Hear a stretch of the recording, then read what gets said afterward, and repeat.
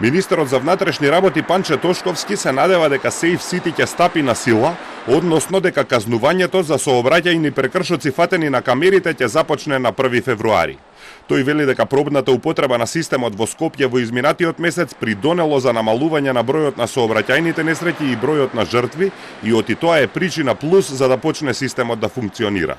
За да почне да се казнува за сообраќајни прекршоци снимени преку камерите на Safe City беа потребни измени на повеќе закони кои беа донесени, но и измени на Законот за прекршоци и на Кривичниот законник. За измени на Законот за прекршоци е потребно двотретинско мнозинство кое владеачкото мнозинство го нема, а засега не е обезбедено. Дуи веќе соопшти дека е против целиот законски пакет поврзан со Safe City. СДСМ и Левица не се изјасниле дали ќе ги поддржат измените.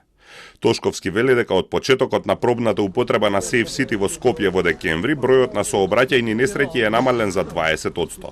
Нема загинати, а бројот на повредени во сообраќајки е намален за над 35% во споредба со декември 2024. Јас би апелирал до сите пратеници во Македонското собрание да ги имаат особено предвид овие параметри кои што ги напоменуваме и кои што се гледаат како позитивен резултат од само тест периодот со употреба на овој паметен систем на детектирање на сообраќајни прекршоци.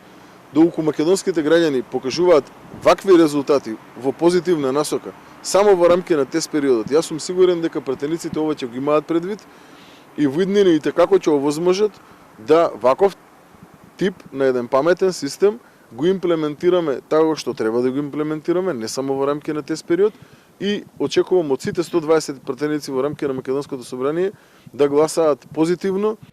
Камери од Safe City, освен во Скопје, се поставени и на автопатите и во Тетово и во Куманово, а се очекува годинава да бидат поставени низ целата држава.